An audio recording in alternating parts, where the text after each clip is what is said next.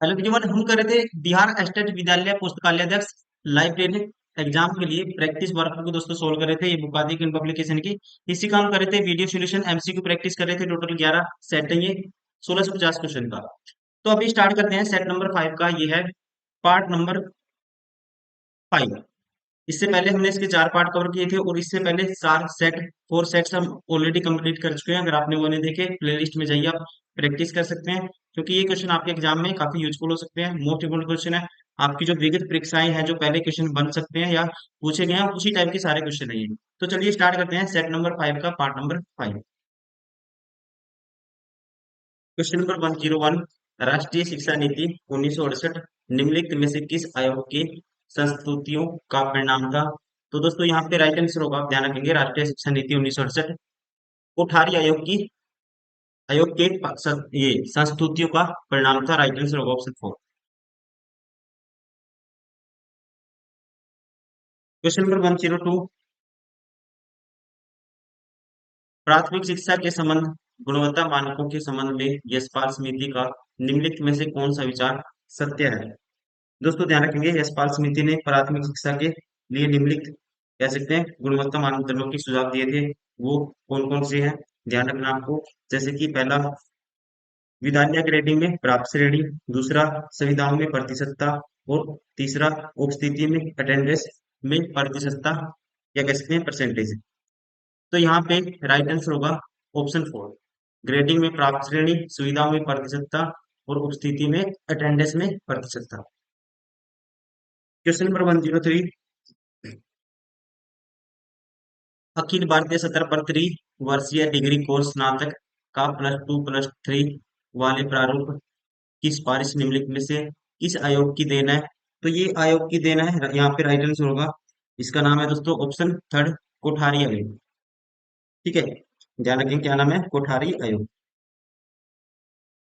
Question number 104, पाठ्यचर्या निर्माण क्रम सिद्धांत कौन से विषय वस्तु विषय प्रमुखता से दातव्य है? तो आप ध्यान रखेंगे, पाठ्यचर्या निर्माण में क्रम में सैद्धांतिक विषय को जो प्रमुखता पे ध्यान दिया जाता है, जैसे कि पर्यावरण संरक्षण, शांति हेतु शिक्षा, लोकतांत्रिक मूल्यधारित शिक्षा, धर्मनिरपेक्षता।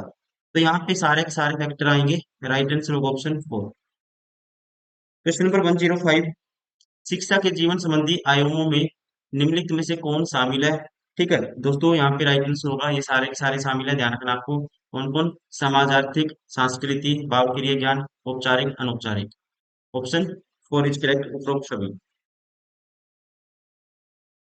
क्वेश्चन नंबर 106, राष्ट्रीय पाठ्यचर्या फ्रेमवर्क में फ्रेमवर्क या रूपरेखा का क्या अभिप्राय है? ठीक है, तो इसका जो अभिप्राय होता है, संपूर्ण कार्य योजना, नीतिगत सैद्धांतिक रूपरेखा और वैज्ञानिक है वैविध्य पूर्ण योजना।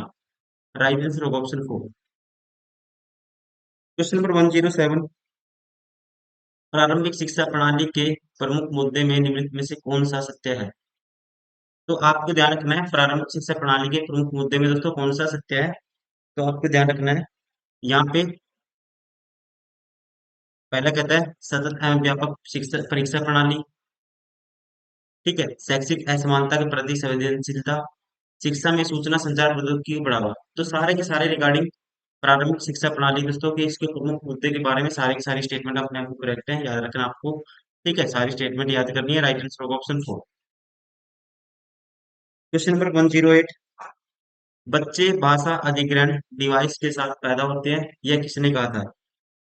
यह किसने कहा था, यह कथन था, आपको ध्यान रखना है, नोम चोम्स्की का ये सिद्धांत था। ठीक है, बच्चे भाषा अर्जन की डिवाइस के साथ जन्म लेते हैं और उन्हें आवश्यक शब्द भंडार सीखने के बाद भाषा उत्पन्न करने की अनुमति देती है। तो यहाँ पे राइट आंसर होगा इनमें से कोई नहीं। किसका था दोस्तों ये कथन, किसने कहा था? नोम चोम्स्की। ठीक है, स्पेलिंग लिख देता हूँ NOAMCHOMSKY।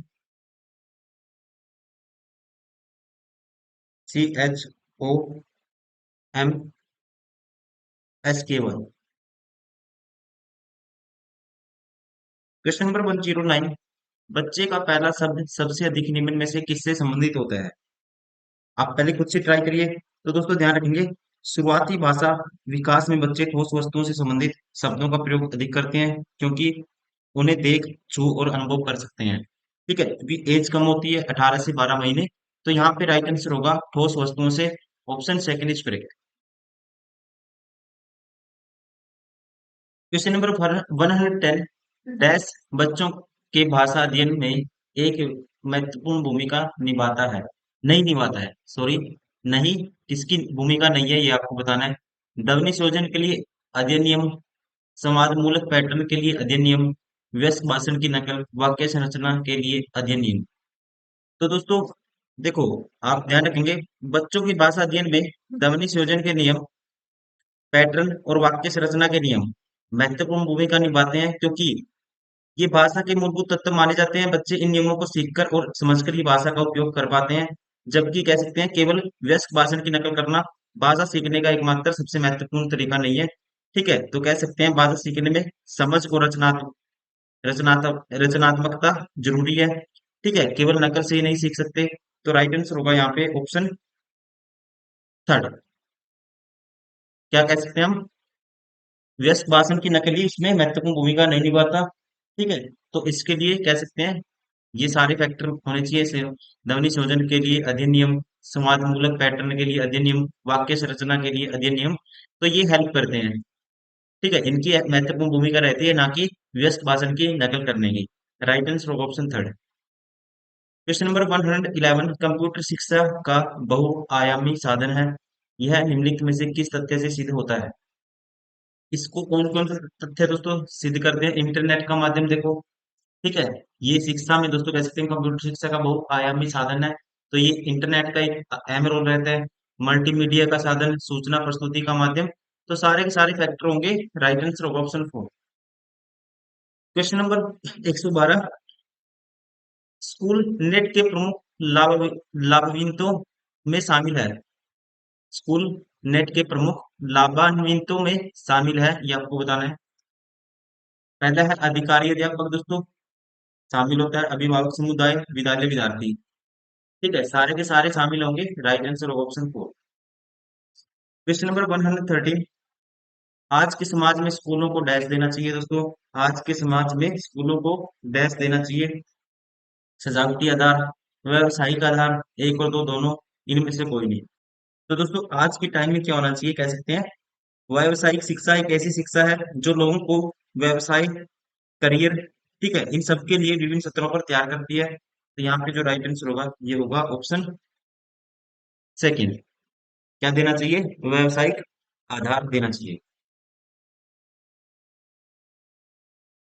क्वेश्चन नंबर 114, एक प्रभावी शिक्षार्थी के गुण क्या है दोस्तों? क्वेश्चन रिपीट हुआ है, पहले भी आया था। ठीक है, स्वनिर्देशित, जिज्ञासु और मुक्त विचारधारा होनी चाहिए, सब जागरूकता होनी चाहिए। तो राइट आंसर होगा option four. Question number 115, Bharat सरकार द्वारा नई अपनाई गई सन 1968 की राष्ट्रीय नीति शिक्षक शिक्षा ने शिक्षकों की शिक्षा के निम्नलिखित पहलुओं पर जोर दिया है। तो इसने जोर दिया है, राइट आंसर होगा इसका, शिक्षकों के लिए पर्याप्त वेतन और अकादमिक स्वतंत्रता। Option first is correct. Question number 116, एक पुस्तकालय एवं वाचनालय के कार्य के संबंध में निम्नलिखित में से कौन सा सत्य है? इनके कार्य के बारे में कौन सा सत्य है? शिक्षा प्रद सामग्री दोस्तों, ये ठीक है। पत्र पत्रिका उपलब्धता भी होती है, ये भी ठीक है। दृश्य श्रव्य, ठीक है, सुनने का माध्यम, ये भी होता है। तो सारे के सारे सत्य है। राइट आंसर होगा ऑप्शन फोर। क्वेश्चन नंबर 117, भारतीय संविधान में राज्य नीति निर्देशक सिद्धांतों के तहत अनुच्छेद 45 को डैश के लिए प्रदान किया गया है। ठीक है, तो दोस्तों यहाँ पे राइट आंसर होगा, ध्यान रखिएगा, राज्य संविधान लागू होने के 10 वर्ष के भीतर 14 वर्ष के सभी बच्चों को मुफ्त तथा अनिवार्य शिक्षा प्रदान करेगा। ठीक है, राज्य। तो यहाँ पे जो राइट आंसर होगा ये होगा ऑप्शन सेकंड, निःशुल्क और अनिवार्य प्राथमिक शिक्षा 14 वर्ष के बच्चों के लिए।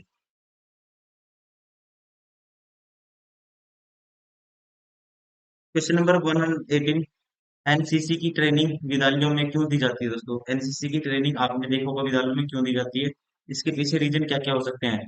इससे नौकरी मिलने में सहायता मिलती है। देखो ये अपना मेरिजन हो सकता है, इससे शरीर पुष्ट रहता है, ये भी ठीक है, परेड करते हैं बच्चे तो। इससे देश की रक्षा हेतु तो छात्रों को तैयार किया जाता है। सारे के सारे ठीक है, राइट आंसर होगा उपरोक्त सभी की प्राप्ति में सहायक है। Option four is correct. Question number 119, सृजनात्मक प्रक्रिया के प्रमुख चरणों में कौन सा अनुक्रम सत्य है? सृजनात्मक का मतलब दोस्तों जिज्ञासु इंसान होता है जो, ठीक है, उसके लिए एक वर्ड यूज होता है सृजनात्मक, जिसमें जिज्ञासा होती है, ठीक है, जो नई नई चीजों पर रिसर्च कर पाए, तो उसके लिए एक वर्ड यूज होता है उस स्टूडेंट के लिए। और यहाँ पे कहते हैं सृजनात्मक प्रक्रिया जो प्रोसेस होती है ये प्रमुख चरणों में से कौन सा अनुक्रम सत्य है? तो ध्यान रखेंगे इसमें, इस प्रक्रिया में 5 चरण होते हैं: आयोजन, उद्भवन, प्रबोधन, मूल्यांकन और क्रियान्वयन। राइट आंसर होगा दोस्तों इसका, अकॉर्डिंग टू कौन कौन से दिए हैं इसमें, देखो आयोजन दिया हुआ है, उद्भवन, प्रबोधन, मूल्यांकन। राइट आंसर होगा ऑप्शन फर्स्ट।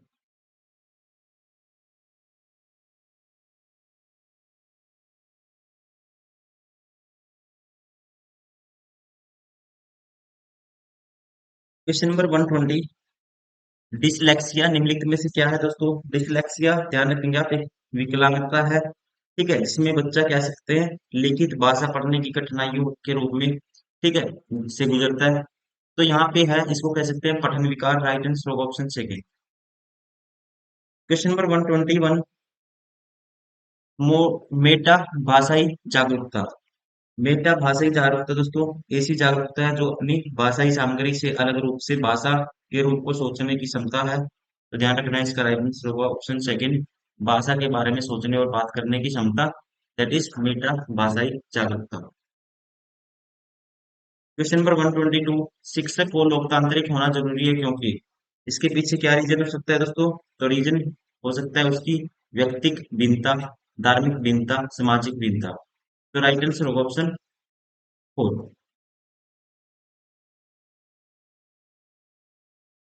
क्वेश्चन नंबर 123, यदि छात्र खेल के प्रति उदासीन है तो उनमें खेलने के प्रति रुचि किस प्रकार जागृत कर सकती है दोस्तों? ठीक है, कैसे कैसे उनमें जागरूक कर सकते हैं उनको खेल के प्रति, ये आपको बताना है। पहला कहता है से हम छात्रों के साथ मिलजुल कर खेल कर, ठीक है, खेल के महत्व को बताएंगे दोस्तों, तब भी ये फायदेमंद है, इससे भी जागरूक हो सकता है इंसान हल्का फुल्का तो, ठीक है, सारे के सारे जब खेल के महत्व पर फिल्म दिखाएंगे, ठीक है, तो उसको मोटिवेट करके ये सारे के सारे फैक्टर मोटिवेट करेंगे। तो यहाँ पे एक ऑप्शन और होगा, वो मिसिंग है, उपरोक्त सभी ऑल ऑफ द एबव, ठीक, ऑप्शन फोर इसका करेक्ट होगा, ठीक है, वो मिसिंग है यहाँ पे स्लाइड में, तो ध्यान रखेंगे, राइट आंसर होगा option four. Question number 124,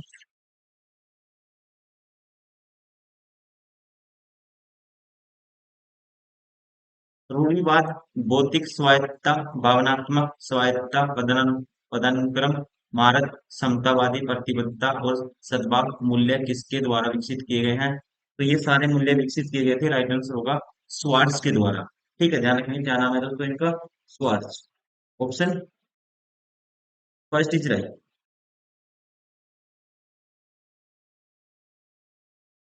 question number 125, संस्कृति के तत्व हैं। संस्कृति के प्रमुख सात तत्व होते हैं, जैसे कि सामाजिक संगठन, प्रथाएं व परंपराएं, धर्म, भाषा, कला, साहित्य, सरकार के प्रकार तथा आर्थिक व्यवस्था शामिल है। तो यहाँ पे जो राइट आंसर होगा इसका ऑप्शन सेकंड, ठीक है, कला, भाषा, प्रथा, परंपरा, नियम नहीं आएगा इसमें, ठीक है, ऑप्शन सेकंड इज करेक्ट।